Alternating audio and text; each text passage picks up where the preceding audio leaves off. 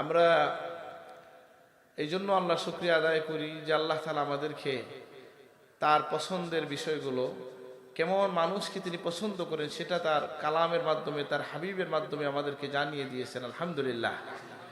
আমি যে আয়াত তিলাওয়াত করেছি সেখানের মধ্যে আল্লাহ তাআলা তার বান্দাদের কিছু সিফতের কথা বলেছেন, যে আল্লাহর বান্দা যারা, ওয়া ইবাদুর রহমান, রহমানের বান্দা যারা, তাদের বৈশিষ্ট্য আল্লাহ বলছেন।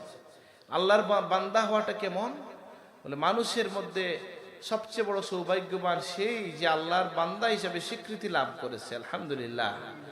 আপনারা যদি লক্ষ্য করেন যে আমাদের নবীকে নিয়ে যত বড় বড় ঘটনা আল্লাহ তাআলা বর্ণনা করেছেন, আল্লাহ তার নবীর পরিচয় কি অনেক জায়গায় এটা দিয়ে শুরু করেছেন যে তিনি আমার বান্দা। সুবহানাল্লাহ। মেরাজের মতো বড় ঘটনায় আল্লাহ তার হাবিবের কোন পরিচয়টা তুলে ধরেছেন? সুবহানাল্লাযী আসরা বিআবদিহি, তিনি তার বান্দাকে দিয়ে এই রাত্রিকালীন ভ্রমণ, রাত্রি কিছু সময়ের মধ্য দিয়ে করাইছেন। সুবহানাল্লাহ। হুয়াল্লাযী, আলহামদুলিল্লাহিল্লাযী আনজালা আলা আবদিহিল কিতাব, তিনি তার বান্দার উপরে কিতাব নাজিল করেছেন। সুতরাং যিনি শ্রেষ্ঠ, মানে সৃষ্টির শ্রেষ্ঠ, নবীদের নবী, সাইয়্যিদুল আম্বিয়া, সেই মুহাম্মদুর রাসূলুল্লাহ সাল্লাল্লাহু আলাইহি সাল্লামকে আল্লাহ তাআলা তার বান্দা বলে পরিচয় দিয়েছেন এই কারণে যে আল্লাহর কাছে বান্দার সবচেয়ে বড় মাকাম হচ্ছে উবুদিয়তের মাকাম। তো আমরা সকলেই আল্লাহর বান্দা, তাই না? কিন্তু কেমন বান্দা? আল্লাহর কাছে দুই ধরনের বান্দা। একটা হচ্ছে যে আমরা যে আল্লাহ সুবহানাহু ওয়া তাআলার বান্দা হিসেবে আমি অনুগত বান্দা। আরেকটা হচ্ছে যে আপনি যদি আল্লাহর কাছে এখন আমরা অনুগত নাও হই, কিয়ামতের ময়দানে সবাই অনুগত হয়ে বান্দা হয়ে হাজির হওয়া লাগবে। আল্লাহ কি করছেন? আমাদের সবাইকে আল্লাহ তাআলা বা ইচ্ছায় অনিচ্ছায় যারা আছেন সকলেই আল্লাহর উবুদিয়তকে স্বীকার করে হাজির হবেন সেই দিনে। সুতরাং আমরা বুঝলাম যে আল্লাহর বান্দা হইতে পারা এটা অনেক বড় সৌভাগ্যের বিষয়, এবং এটা শুধু একটা কথার কথা নয়, এর কিছু গুণ লাগে। সেই গুণগুলো আমরা জানবো কিভাবে? আমাদের বুদ্ধি দিয়ে তো আমরা এটা বলতে পারবো না। আমরা জানবো আল্লাহর কাছ থেকে, আল্লাহর হাবিবের কাছ থেকে। আল্লাহর হাবিব বলে দিয়েছেন, আল্লাহ বলে দিয়েছেন কোরআন কারিমে যে আমার বান্দার একটা বৈশিষ্ট্য হচ্ছে, এবং আমি খুব বিস্ময়ের সাথে লক্ষ্য করেছি। আমি এই বিষয়ে একটু তাফসিরও করেছিলাম কোনো এক জায়গায়, একটু পড়াশোনা হয়েছে আমার, সেজন্য আমি এটা দেখলাম যে এমন কিছু গুণ আছে বান্দার। আল্লাহ বলতেছেন ইবাদুর রহমান, যে তার বৈশিষ্ট্য হচ্ছে এটা, কিন্তু আপনার সমাজে এর উল্টাটাকে মানুষ মনে করে ভালো। প্রথম যে গুণের কথা আল্লাহ বলছেন সেটা কি? ওয়াইবাদুর রহমানিল্লাযীনা ইয়ামশুনা আলাল আরদি হাওনা, আল্লাহর বান্দার বৈশিষ্ট্য হচ্ছে জমিনে তারা মৃদু পদক্ষেপে, তারা বিনয়ের সাথে চলাফেরা করে। সুবহানাল্লাহ।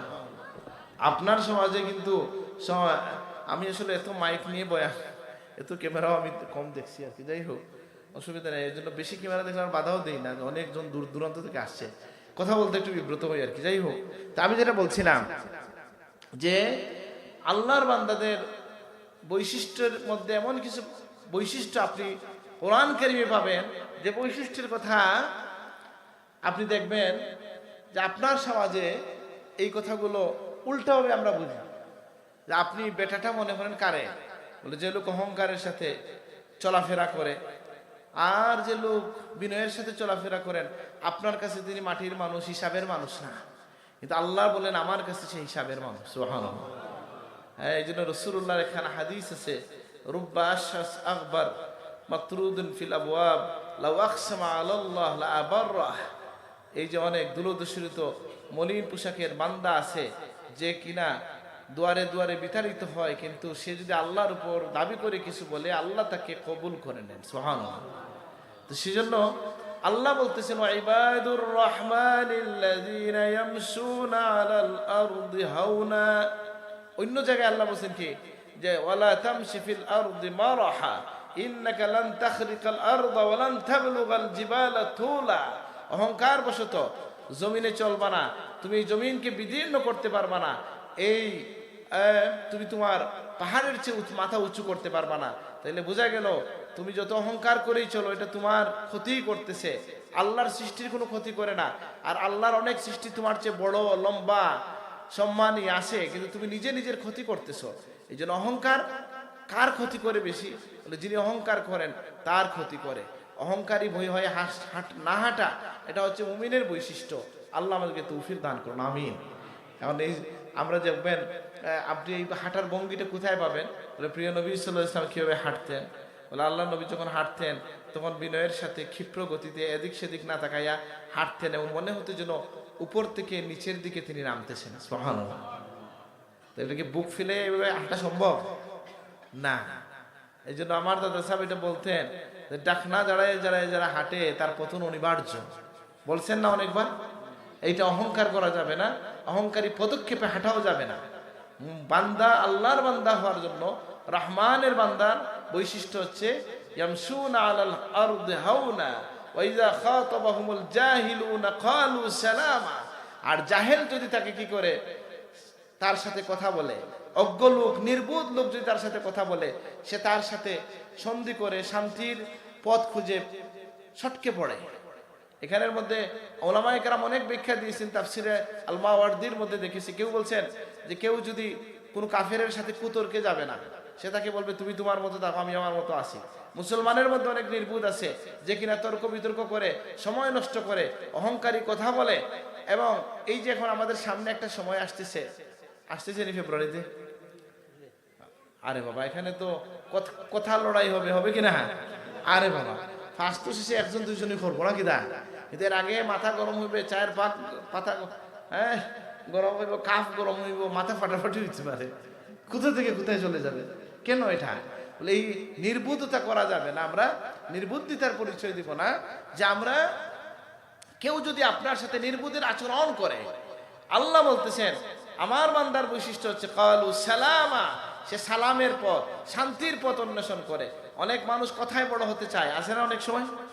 তখন আপনি তাকে সুযোগ দিবেন যে ঠিক আছে, আসলে কি কথায় কেউ বড় হতে পারে না।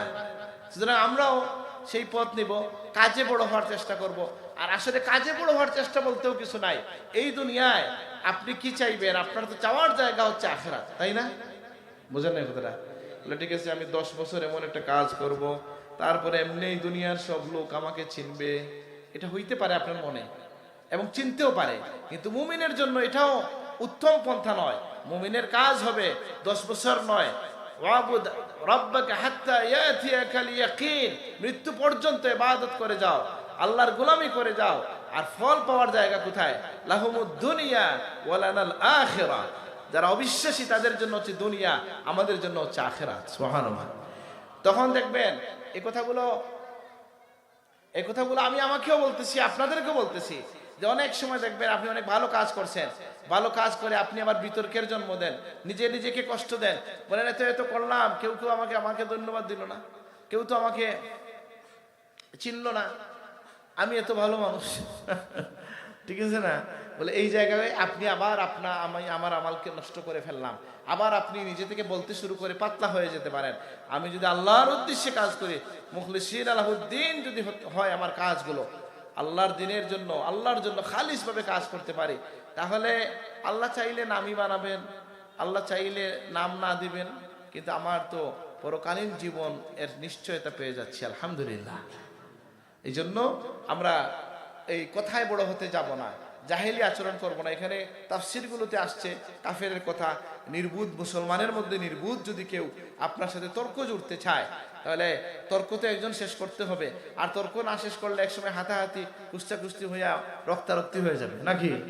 পরে দেখা যায় আমাকে হজে যাওয়ার পর একজন বলছে ওইখানে গিয়া পলিটিক্যাল আলাপ নিয়ে শুরু করিয়া এহরাম অবস্থায় মারামারি করে ফেলছে। এগুলা শুনবেন আপনারা, প্রসিদ্ধ ঘটনা, নাম করা লোকরা করছে। তো আমি যে এগুলো আবার প্রকাশ্যে বলতেও চাই না, আর অনেকজন তো রেকর্ড করতেছে। তাহলে এটা আমরা করব না। এখন থেকে আমাদের জীবন কিভাবে করবো যে আমরা অহেতুক কোথায় জড়াবো না। আল্লাহ তুমি তৌফিক দান করো, আমিন। আল্লাহর হাবিব বলছেন যে একজন মুমিনের জন্য বৈশিষ্ট্য হচ্ছে কি, যে ভালো মুমিন হওয়ার বৈশিষ্ট্য হচ্ছে যে সে কখনো অহেতুক কাজ থেকে সে বিরত রাখবে। মিন হুসনি ইসলামিল মার'i তারকুহু মা লা ইয়ানিহি। একজন মুমিন, ভালো মুমিন হওয়ার জন্য এটাই যথেষ্ট যে অহেতুক কাজ সে ছেড়ে দিবে। আল্লাহ আমাদেরকে তৌফিক দান করুন, আমিন। অহেতুক কাজ আমরা জীবনে করি কি করি না? বহু সম্মানিত মানুষ আছে গেম খেলে সময় কাটায়, দেখছেন এটা? মানে আমি এক দুইজন দেখছি আর কি, প্লেন ট্রেনে বসলে দেখা যায় অনেকক্ষণ সময় 4 ঘন্টা কি করবো, একটু গেম খেলাই। ভাই গেম খেলেও আপনি বই পড়েন, নিউজ পড়েন, ঘুমাইয়ে যান। বুঝেন না বুঝেন না? সুতরাং আমরা যেন এরকম কিছু করি না করি। আপনাদের এটা আমি লোকজনকে দেখি না, এটা একটা অসুবিধা হচ্ছে। আচ্ছা, তাহলে আমাদের পরের বৈশিষ্ট্যটা কি? ওয়াল্লাযীনা ইয়াবিতুনা লিরাব্বিহিম সুজদান ওয়া কিয়ামা। আমি চেষ্টা করছি আপনাদের কাছে আল্লাহর বান্দাদের পরিচয়, আল্লাহ যেটা দিচ্ছেন সেটা বলার জন্য। আল্লাহ আমাকে তৌফিক দান করুন, আমিন। আমরা একটা পাইলাম কি, যে তারা বিনয়ী হবেন। বলেন মুমিনের বৈশিষ্ট্য কি হবে? আচ্ছা, বিনয়ীটা কেমন? বলে জীবনের প্রতিটা ক্ষেত্রে এটা লাগে। আর বিনয় এমন, যদি আপনি বিনয়ী হন, যেটা মানুষ চায়, নবীজি বলছেন এটা আল্লাহ তাকে অটোমেটিকলি দান করেন। সুবহানাল্লাহ। যেমন অহংকার করে আমি কি বলতে চাই, অহংকার করে আমি আসলে সম্মানিত হইতে চাই যে আমি একজন কেউ। রাসূলুল্লাহ সাল্লাল্লাহু আলাইহি সাল্লাম ফরমাচ্ছেন, মান তাওয়াদা লিল্লাহ রাফাহুল্লাহ। আল্লাহর দিকে তাকাইয়া কেউ যদি মাথা নত করে, আল্লাহ তার মাথা উঁচু করে দেবে। তাহলে বিনয়ী হইলে লাভ হয় না ক্ষতি হয়? আইম্মাই কেরাম বলতেছেন একজন লোকের দুশমন তৈরি হওয়া সম্ভব না যে বিনয়ী আছে। বুঝেন না কথা? যার মধ্যে বিনয় আছে তার কোনো দুশমন তৈরি হতে পারবে না। কারণ মানুষের মধ্যে, যেমন ধরে একটা চেয়ারে বসা নিয়ে সমস্যা হয়, তো একজন যদি আইসা মাটিতে বসে যায় আর তার যদি চেয়ারে বসার মতো লোক হয়, সমাজের লোকজন ধরেই তাকে চেয়ারে বসাবে কিনা? কিন্তু সে যদি আইসা বলে এই মিয়া সরো, আমাকে জায়গা দাও, সরো, ওইটা খামটা ঠিক করলাই না, হইব কিনা? সুতরাং আমরা এটা খেয়াল রাখবো যে বিনয় মানুষকে সম্মানিত করে। আর আল্লাহ বলতেছেন কি, আমরা অহেতুক কথা শুনলে কাজের মধ্যে জড়াবো না, ঝগড়ায় জড়ায় যাব না, অহংকারী কথায় জড়ায় যাব না। এরকম কেউ কথা বলতে চাইলে তাকে শান্তির বাণী দেয়া, তাকে একটা কৌশলে তাকে ঠান্ডা করে বিদায় হয়ে যাওয়া। তো আপনারা সবাই মিলে যদি বুট দেন আমাকে, তবে আপনি একজন আউয়াহ মানুষ, হ্যাঁ, নিজের বলুন না, এখানে ছাড় দিলেই না। আলহামদুলিল্লাহ, আপনি এদিকে ছাড় দেন, আল্লাহ অন্যদিকে আপনাকে ছাড় দেবেন। আল্লাহ তুমি তৌফিক দান করো, আমিন। যদি পারা যায়, আবার এটা ঠিক, এটাও ইসলামে আছে, যদি আপনার হক আপনি নিতে চান, এই অধিকার আপনার আছে, এটা আমার নিষেধ নাই, এটা নিষেধ নাই, আপনি এটা করতে পারেন, মাফ করতে হতে পারেন। ধরেন জুতা চুরি যে করে লোকজন, হয়নি এখন তো কমছে এগুলা নাকি? জুতা চুর এই যে যারা আছে, আমার জীবনে খুব কম জুতা চুরি হয়েছে, আর যত চুরি হয়েছে আমি তো এটা মাফ করে দিচ্ছি। বুঝলেন না কথাটা? কি হবে ভাই, ওই গরিব মানুষে আটকে তোমার লাভ নাই। এটা আবার এই এলাকায় তো আমি নামাজ পড়তেছি না, অসুবিধা নাই এটা বলতে, তো অসুবিধা নাই। তা আমি বলতেছি ছাড় দেওয়াটা, আমার জীবনেও ছাড় দিতে পারি না, এটা হয়, কিন্তু আমাদের চেষ্টা থাকবে জীবনে যেন আমরা ছাড় দিতে পারি। আল্লাহ তুমি তৌফিক দান করো। আর যিনি ছাড় দিতে জানেন না, আমরা যারা ছাড় দিতে পারি না, তার পরিবারের জীবনে শান্তি আসবে না। বুঝেননি? এটা ছাড় দিতে হয় না, দিতে হয় না, দিতে হয়। তো আল্লাহ আর ছাড় কোন মানুষ দিতে পারে? যার মধ্যে বিনয় আছে, যে একটা দীর্ঘ জীবনের আশা রাখে, সে ছাড় দিতে পারে, যে যাক অন্য জায়গায় পাবো ইনশাআল্লাহ। তো যাই হোক, আমি বলছিলাম মুমিনের এর পরের বৈশিষ্ট্য আল্লাহ বলছেন ওয়াল্লাযীনা ইয়াবিতুনা লিরাব্বিহিম সুজদান ওয়া কিয়ামা। যারা রাতের বেলা তাদের রবের সমীপে সিজদা এবং কিয়াম করে নামাজের মধ্যে কাটায়। সুবহানাল্লাহ। তাইলে আমি হুজুরের একটা ওয়াজ শুনলাম এই বিষয়ের মধ্যে, হুজুরের, আর আমি হাইকোর্টের বিষয়ে একটু কথা বলছি তাফসীরের মধ্যে। তো এখানে অনেক কথা বলা হয়েছে যে রাতে কতটুকু, বলে আল্লাহর নবীর সাথে আল্লাহর যে কথা হয়েছে শেষ পর্যন্ত যেটা মাসালা বোঝা যায়, যে শেষ রাইতের কিছু সময় যদি কেউ সজাগ থাকে তাহলে হক আদায় হয়ে যায়। আবার রাতের বেলা যে কিছু সময় ঘুমাবেন, এটাও সুন্নত। ওয়াজআলনাল লাইলা লিবাসা, রাতে প্রথম দিকে কিছু ঘুমাবেন, এই জন্য কিয়ামুল লাইল বলা হয় যেটা ঘুমাবার আগে পড়া হয়, আর তাহাজ্জুদ বলা হয় কিছু সময় ঘুমাইয়া যেটা পড়া হয়। আল্লাহর হাবিবকে আল্লাহ বলতেছেন কি, যে ইন্নাল্লাকা ফিন নাহারি সাবহান তাওয়িলা, ইয়া রাসূলুল্লাহ আপনি পূর্ণ রাত, বেশিরভাগ অংশ রাত, অর্ধেক রাত, তার চেয়ে কম রাত, কুমিল লাইলা ইল্লা কলিলা নিসফাহু আও ইনকুস মিনহু কলিলা আও জিদ আলাইহি ওয়া রাত্তিলিল কুরআনা তারতিলা। সুবহানাল্লাহ। কি বলছেন আল্লাহ, যে আপনি একটু সময় ছাড়া বেশি সময় সজাগ থাকেন, না হয় অর্ধ রাত, তারপরে আরো কমাইয়ে দিয়েছেন আল্লাহ, সহজ করে দিয়েছেন। আর নবীজির জন্য তো তাহাজ্জুদ ওয়াজিব ছিল। সুবহানাল্লাহ। আমাদের জন্য সহজ হয়ে গেছে। তাহলে মুমিনের একটা বৈশিষ্ট্য হচ্ছে, এই জন্য বুলুগুল মারাম কিতাবের মধ্যে হাদিস পেয়েছি যে রাসূলুল্লাহ বলছেন যে তুমি যেন কমপক্ষে 2 রাকাত হইল তাহাজ্জুদের মানে বা রাতের নামাজ 2 রাকাত হইল কিয়ামুল লাইলে নামাজ পড়ো। উলামায়ে কেরাম বলেন যিনি উঠতে পারেন না তিনি ঘুমাইবার আগে হইল 2 রাকাত পড়ে ঘুমায় যান, আল্লাহ চাইলে তাকে সেই ফজিলত দান করেন, কিয়ামুল লাইলের ফজিলতটা কিছুটা হইল সে পেয়ে যাবে। আল্লাহ আমাদেরকে তৌফিক দান করুন, আমিন। তাহলে মুমিন আল্লাহর মায়ার বান্দা হওয়ার জন্য রহমানের বান্দার একটা বৈশিষ্ট্য হচ্ছে যে তারা রাতের বেলা সজাগ থাকবে, আল্লাহর কাছে রুনাজারি করবে, তারা নামাজ পড়বে। আল্লাহ সেই গুণ আমাদেরকে নসিব করে দেন, আমিন। আপনি দেখেন সাহাবায়ে কেরামের কথা আল্লাহ প্রশংসা করছেন, কি বলছেন? বলছেন কানু কালিলাম মিনাল লাইলি মা ইয়াহজাউন ওয়া বিল আসহারি হুম ইস্তাগফিরুন। আমার নবীর সাহাবীরা কেমন যে রাতের বেলা তারা খুব কমই ঘুমায় আর সারা রাত ইবাদত করতে করতে শেষ রাত থেকে কান্নাকাটি করে বলে আল্লাহ কিচ্ছু করতে পারি নাই, কিচ্ছু করতে পারি নাই, সুবহানাল্লাহ। এই জন্য একটা ঘটনা আছে এরকম, হযরত আব্দুল আজিজ রহমতুল্লাহ আলাইহি তার 2 ভাতিজাকে বা ভাগনাকে বলছিলেন মুরিদ হওয়ার জন্য শাহ হযরত সৈয়দ আহমদ শহীদ বেল্লভী রহমতুল্লাহের কাছে। এই 2 জন ছিলেন বড় আলেম, আর সৈয়দ আহমদ বেল্লভী রহমতুল্লাহ আলাইহি প্রচলিত জ্ঞানের বড় আলেম ছিলেন না, কিন্তু আল্লাহ তাকে ইলমে মারিফত দান করছিলেন, আলহামদুলিল্লাহ। যে কারণে সেই যুগের শ্রেষ্ঠ কুতুব যিনি, তিনি তার পরিবারের লোকজনকে বলছেন আমার কাছে না তার কাছে মুরিদ হও, সুবহানাল্লাহ। ওনারা আবার করছেন কি শর্ত লাগাইছেন মনে মনে। 2 জন বলছেন এই লোকের কাছে মুরিদ হবো না, যাবো ঠিকই, গিয়ে দেখবো উনি যদি আমাদেরকে সাহাবীর নামাজ পড়াইতে পারে তাহলে বুঝবো লোক কামিল আছে, তাহলে মুরিদ হবো। বুঝেন নাই আমার কথা? বুঝা যাচ্ছে? ওনারা বলেন কিছুদিন সময় কাটানোর পরে এটা আবুল হাসান আলী আন-নাদবী তার কিতাবে নিয়ে আসছেন। তিনি কি বলছেন? একদিন রাতে বলছেন আপনারা 2 জন উঠেন আল্লাহর জন্য। ওনারা বলেন যে এই সাথে সাথে আমাদের শরীর কাঁপতে শুরু করছে ওনার আওয়াজ শুনে, সুবহানাল্লাহ। কোনো কোনো কথা হৃদয়ে শুয়ে যায় নাকি? বলছে আল্লাহর জন্য 2 রাকাত ওযু করে আসেন, একটু নামাজ পড়েন। ওনারা নামাজ পড়তে ওযু করছেন, নামাজ পড়ছেন, তার এই কথার প্রভাবে তারা এত কম্পিত হয়েছেন, এত ভালোভাবে নামাজ পড়ছেন। নামাজ শেষে ফজরের আজানের আগে 2 জনই চিৎকার করে কান্না করে উঠছেন, আহা আল্লাহর কোনো হক আদায় করতে পারি নাই, আল্লাহ আমাদেরকে মাফ করো, মাফ করো, কাঁদতে শুরু করছেন। তিনি বলছেন আজকে তোমাদের সাহাবায়ে কেরামের নামাজ হাসিল হয়ে গেছে। কি যে তারা রাতের বেলা ইবাদত করেন আর শেষ রাতে বলেন আল্লাহ কিচ্ছু হয় নাই, মাফ চাই, মাফ চাই, সুবহানাল্লাহ। এটাই বলা হচ্ছে কোথায়? কানু কালিলাম মিনাল লাইলি মা ইয়াহজাউন ওয়া বিল আসহারি হুম ইস্তাগফিরুন। যে তারা রাতের বেলা কম ঘুমায়, ইবাদত করে আর শেষ রাতে তারা কি করে? ইস্তেগফার করে। কারণ আমাদেরও তো কম ঘুম হয়, কিন্তু নামাজের জন্য না ফেসবুকের জন্য? বলেন কানু কালিলাম মিনাল লাইলি মা ইয়াহজাউন, কম ঘুমাই আমরা। আল্লাহ আমাদেরকে সাহাবায়ে কেরামের অনুসরণ করার তৌফিক দান করুন, আমিন। সেই সাহাবায়ে কেরাম যাদের ব্যাপারে আল্লাহ বলছেন আমিনু কামা আমানান নাস, মানে নাস যারা সাহাবায়ে কেরাম, যে আমার সাহাবীদের যেমন ঈমান তেমন ঈমান তোমরা আনো, সুবহানাল্লাহ।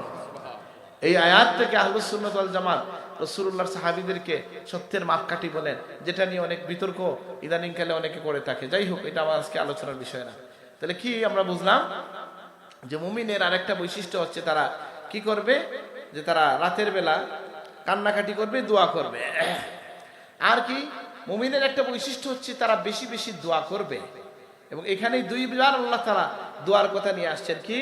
ওয়াল্লাযীনা ইয়াকুলুনা রাব্বানা ইসরিফ আন্না আযাবা জাহান্নাম ইন্না আযাবাহা কানা গারামা।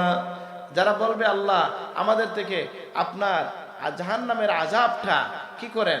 সরায়া নেন। এটা অত্যন্ত নিকৃষ্ট ঠিকানা। এই আযাব যাকে ধরে সে ছাড় পাওয়ার সুযোগ নাই। আল্লাহ আমাদেরকে আপনি কি করেন? আপনার জাহান্নামের আযাব থেকে বাঁচান। তাহলে মুমিনের বৈশিষ্ট্য পাওয়া গেল, তারা বিনয়ী হবে। মুমিনের বৈশিষ্ট্য হচ্ছে যে তারা জাহেলের সাথে সুন্দরভাবে আচরণ করবে। মুমিনের বৈশিষ্ট্য হলো যে তারা শেষ রাতে তাহাজ্জুদ পড়বে, কান্নাকাটি করবে। আর একটা বৈশিষ্ট্য পাওয়া গেল, তারা জাহান্নাম থেকে পানা চাইবে, দোয়া করবে। বেশি বেশি দোয়া করাও মুমিনের বৈশিষ্ট্য, সুবহানাল্লাহ। বৈশিষ্ট্যকে যে মানুষ আল্লাহর কাছে হাত তুলতে পারে, যারা রাখবেন যে তার জীবন সফল, সে অবশ্যই তার জীবনের সফল হবে। কি হবে? যে আল্লাহর কাছে যা চাওয়া যায় তাই তো পাওয়া যায়, সুবহানাল্লাহ। এটা অনেক জায়গায় বলছি আর বলতে চাই না।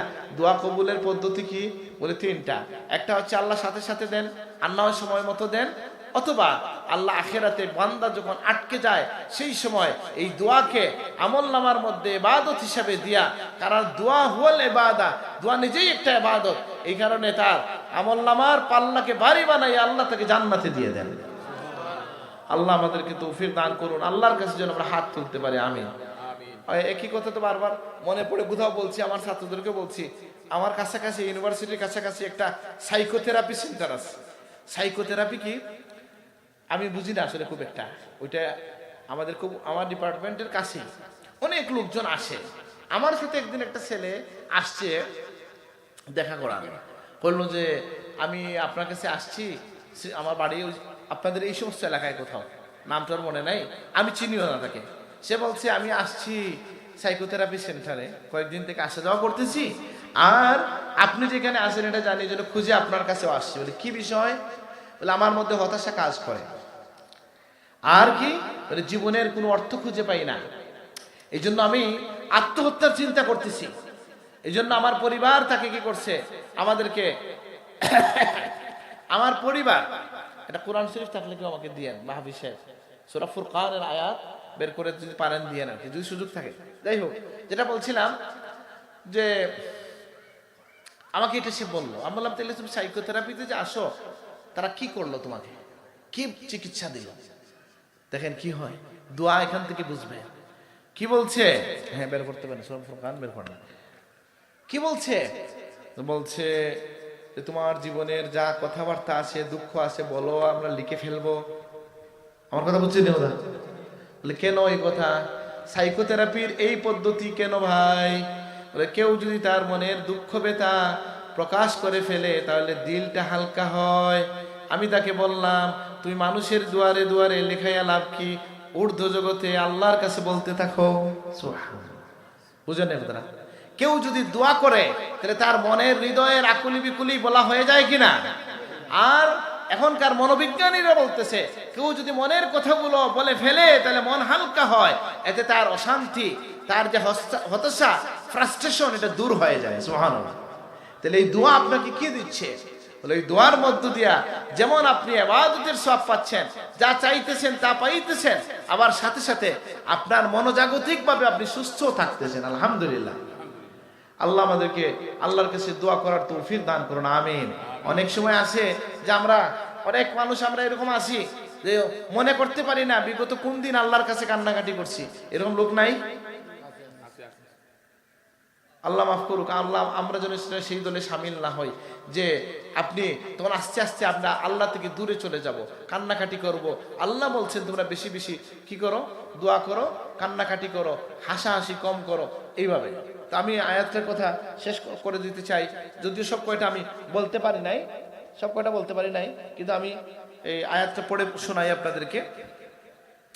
যে মুমিনদের বৈশিষ্ট্য কি বলা হচ্ছে, যে হ্যাঁ, তাইলে আরেকটা বৈশিষ্ট্য কি বলা হলো, যে মুমিন যারা তারা দোয়া করবে আল্লাহর কাছে যে আল্লাহ জাহান্নামের আগুন থেকে আমাদেরকে বাঁচাও। এরপর আরেকটা কি, এই জাহান্নাম অত্যন্ত নিকৃষ্ট ঠিকানা, ইন্না সাআত মুস্তাকাররান ওয়া মুকামা, জাহান্নাম হচ্ছে আবাসস্থল হিসাবে অত্যন্ত নিকৃষ্ট। এরপরের বৈশিষ্ট্য কি মুমিনের, ওয়াল্লাযীনা ইযা আনফাকু লাম ইউসরিফু ওয়া লাম ইয়াকতুরু ওয়া কানা বাইনা যালিকা কাওয়ামা। মাশাআল্লাহ। আল্লাহ আপনার জীবনের অর্থনৈতিক বিধানের বিষয়ে আল্লাহ তাআলা বলে দিচ্ছেন এখানে, অর্থনীতি কেমন হবে, আপনার অর্থনৈতিক অবস্থানটা কেমন হবে সেটা আল্লাহ তাআলা এখানে বলে দিচ্ছেন। কিভাবে? যে আমরা বলতেছেন আল্লাহ মুমিনের একটা বৈশিষ্ট্য হচ্ছে ওয়াল্লাযীনা ইযা, যখন তারা কি করে, খরচ করে, লাম ইউসরিফু, ইসরাফ করে না, বাড়াবাড়ি করে না, ওয়ালাম ইয়াকতুরু, আর তারা কি করে না, বখিলিও করে না, বেশি যে করে না, কমও করে না, ওয়া কানা বাইনা যালিকা কাওয়ামা, আর এই দুইটার মধ্যবর্তী অবস্থানে থাকে। সুবহানাল্লাহ। অন্য আয়াতের মধ্যে কি আসছে, ওয়ালা তাজআল ইয়াদাকা ইলা উনুকিকা ওয়ালা তাবসুকহা কুল্লাল বাস ফাতাকুদা মালুমান মাখজুলা। সুবহানাল্লাহ। আল্লাহ বলছেন তুমি তোমার হাতকে এখানে রাখবা না যে আমি কিচ্ছু দিব না, হাত ঘাড়ের কাছে নিয়ে রাখবা না, কিচ্ছু দিব না। ওয়ালা তাবসুতহা কুল্লাল বাসতে, আবার একদিনে সব দিয়ে দিও না, মানে পুরোপুরি খুলে দিও না, তাহলে তুমি কি হবা, পরে আফসোস করবা। মানুষ অনেক সময় আছে না, আবেগের বসে পড়তে 100 বস্তা সিমেন্ট বলে 1 বস্তা উপরে দেয় না, আছে না এরকম, আছে না? যাই হোক, এটা অন্য বিষয়। তাইলে কি পাওয়া গেল যে মুমিনের একটা বৈশিষ্ট্য হচ্ছে, হ্যাঁ ঠিক আছে, আমি আবার একটা কিছু আপনাদেরকে বলি, অনেকে এটা খারাপভাবে নিতে পারেন, এই মুহূর্তে আমার খেয়ালের ছুটে যাচ্ছে, এই জন্য আমি কোরআন নিয়ে আসছি। কিন্তু আমার একটা বিবেচনা হচ্ছে, আমাকে মাফ করবেন কথার মধ্যে যদি ভুল হয়, আমাদের যে ওয়াজ মাহফিলগুলোতে কোরআন কারীম দেখে যে ওয়াজ করা হয়, এটাকে নিরুৎসাহিত করার পক্ষে আমি 2টা কারণে। আমি যেটা দেখেছি যে অনেক সময় এই কোরআন কারীম যারা নড়াচড়া করেন, সামনে রাখেন, সেটা পরিপূর্ণ আদব অনেক সময় রক্ষা হয় না। এটা কি লক্ষ্য করছেন?